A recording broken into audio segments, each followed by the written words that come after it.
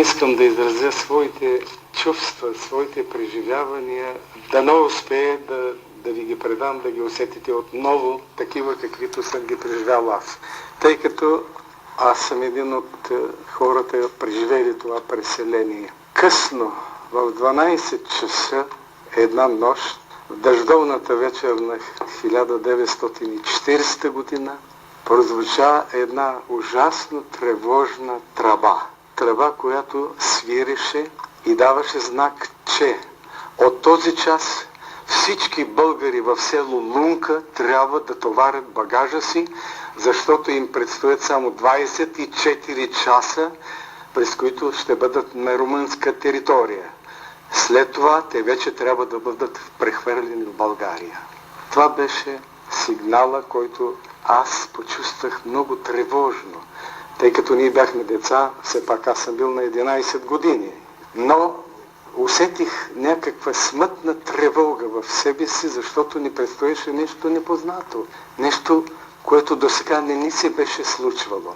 Разбира се, моите родители започнаха да товарят багажа, а багажа трябваше да се носи на повече от 10 км на гарата, където се товареше на вагони, железопътни вагони, които трябваше да го докарат тук, в Добрич, откъдето вече щеше да се разпределя по селата, където нашите родители щяха да бъдат заселени и ние съответно с тях.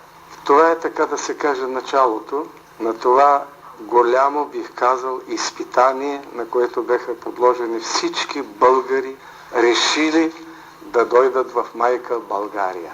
Казвам майка България, защото моите родители, всички българи тогава, говориха за България като за майка България.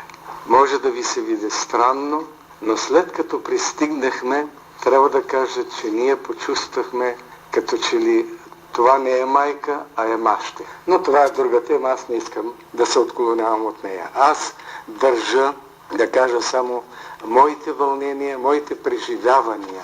Защото първото преживяване беше това, че моето любимо куче остана вързано. Баща ми не даде да го отвържем от желязната верига, защото беше голямо куче, опасно куче, макар че за мен беше голям приятел.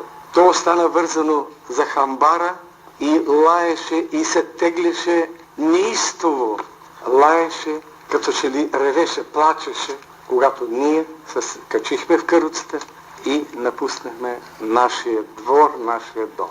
За него аз съм написал по-подробно в книгата, както е умряло без да поема храна, без от чужда ръка, от друга ръка, защото явно се е надявало и е чакало. Ние, разбира се, ние не се върнахме.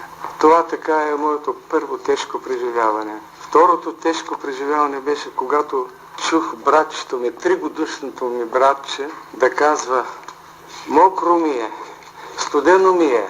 А ние всички бяхме качени в една каруца, 5 деца, баба ми, майка ми и баща ми. Майка ми държеше най-малкото братче пеленаче в ръце и нямаше как, за другото ми братче се грижеше баба ми. Тя го зави и за него също съм написал. А през всичкото това време валеше ситен, есенен, студен дъжд. Каква беше тази есен? И сега се чудя и не мога да си обясня.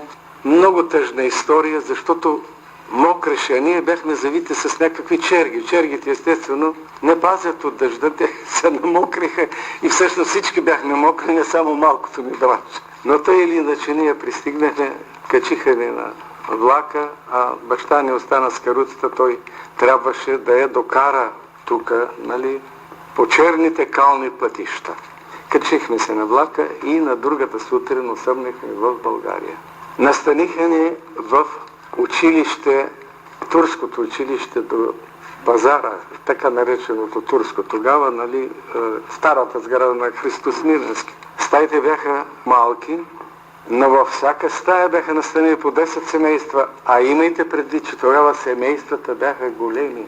От 4 до 8 деца имаше всяко семейство. Всички бяха натъркали на земята върху черги и лежаха и спяха в студената зима. Докато ние дойдем до тук и снега довтаса, снега заваля и натрупат, защото ставаше късно есента през ноември. Нашето пристигане беше много по-късно, може би най-късно от всички, защото бехме най-на север. Не знам как се е случило, но по-късно ни изселиха. И 40 дена ние живяхме в една стая, нали, разбира се, 10 семейства по 7 да ги сложим, това са 70 души, едно до друго, като сърдели деца. През това време, през тези 40 дни, много от кармачетата, от старците, които бяха, си заминаха от този свят. Набързо. Но видяха България, майка България. Защото мизерията беше много голяма. Една единствена печка гореше в средата на стаята, но с дърва. А знаете, че дървата не задържат жар. Нямаше дори въглища тогава. Не знае защо беше така организирано, но 40 дена изживяхме, да не говорим за храната. Затова не ми се говори.